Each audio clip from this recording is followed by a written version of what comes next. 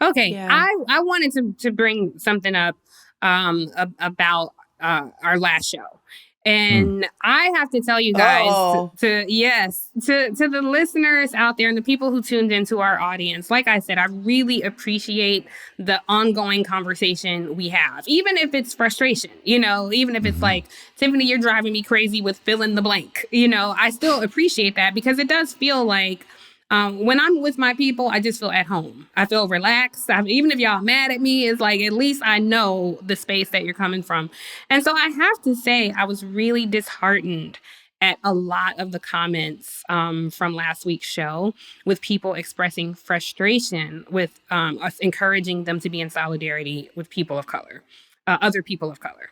And, people continue to say things like, this what they voted for, this what they got. And I'm worried about Black people and all the things. I thought you was mad at us. You mad at the comments. It's I'm not better, not but mad, but just disappointed. it's sad. You I know, hear you too. it's just because I can't deny. You said this actually, Angela. I don't remember what we were talking about, but I was disagreeing with someone's thoughts about maybe you or the show, and you were like, "But that's their feeling. Like that's how they feel." And so I'm trying not to be mad to take a page from your playbook and say, "Well, that's how they feel." But I do think it is a part of a narrative that feeds that feeling.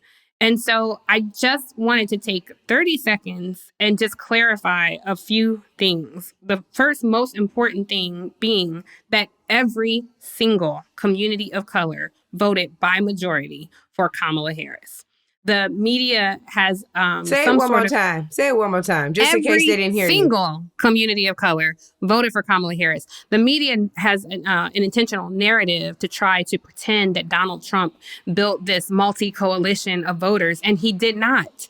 White people and white people alone put that man in office, and we should not ever be confused about that. I want to give the numbers. 57% of indigenous voters, Native Americans, voted for Kamala Harris. In the AAPI community, that's the fastest growing demographic in this country. 61% voted for Kamala Harris, of which she is a member through her mother.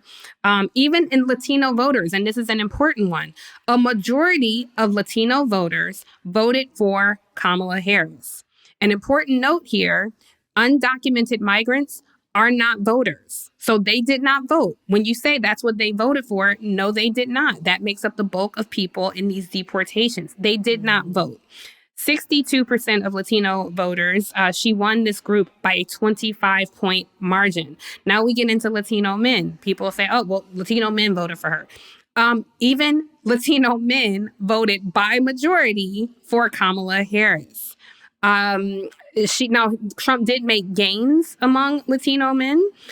We have to consider in that community, there's, I think, over 80 countries of origin in the Latino community. But Trump did get significant gains there. The Arab community, everyone's like, well, how'd that protest vote work out for them? They did not vote for Trump. Kamala Harris and Donald Trump split that community almost evenly, 20 and 21% respectively. They voted overwhelmingly for Jill Stein. Now, we can talk about how frustrating that is. We can get mad about that. I'm real mad about that. Jill Stein is a liar and she's a manipulator. But I'm going to tell you, if I'm seeing this shit go down in Gaza with my people, and you're asking me to vote for somebody who's only willing to call for a temporary ceasefire, and I'm seeing them bomb hospitals, schools, kill children, tens of thousands dying of starvation, and the person that everybody's saying, no, you have to vote for her, is only willing to say, I will call for a temporary ceasefire. She was willing to go further than Biden, but at the end of the day, she was sticking with the Biden administration's policy on Gaza. If you got a bunch of Black people, anybody really, but if you got a bunch of Black people dying like that and you're telling me vote for this person, I'm not going to do it. So I just think in sense of our humanity, we have to understand that. Jill Stein ran on Gaza. She had a Muslim running mate. She's also a liar. She's also an accused advocate of the Kremlin. She was seen on Russian television sitting at a table with Putin. This was all intentional. She was working hand in hand with Republican operatives. And she won't call him what did they say he was? A war criminal. She did eventually come out and call him a war criminal only because she was called out. But yeah, initially she wouldn't. But she was literally paying one of Donald Trump's personal lawyers. Republicans were eagerly fighting for her to get on the ballot in states.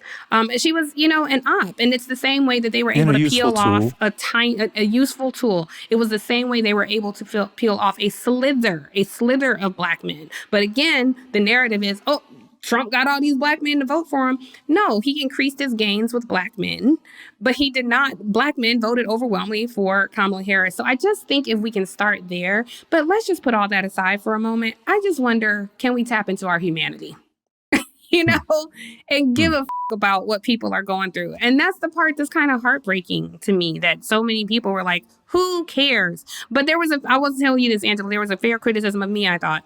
And they were saying, well, Tiffany, they felt like I was finger wagging, like shame on you for not caring. And a part of me does feel that way, but sorry. But I do feel like, damn, y'all, can we care?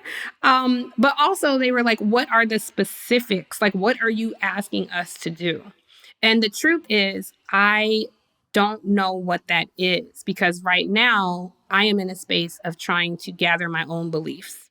I'm not in a space to uphold the system right now. I'm in a space of, what does protecting community look like? Native Land Pod is a production of iHeart Radio in partnership with Reason Choice Media. For more podcasts from iHeart Radio, visit the iHeart Radio app, Apple Podcasts, or wherever you listen to your favorite shows.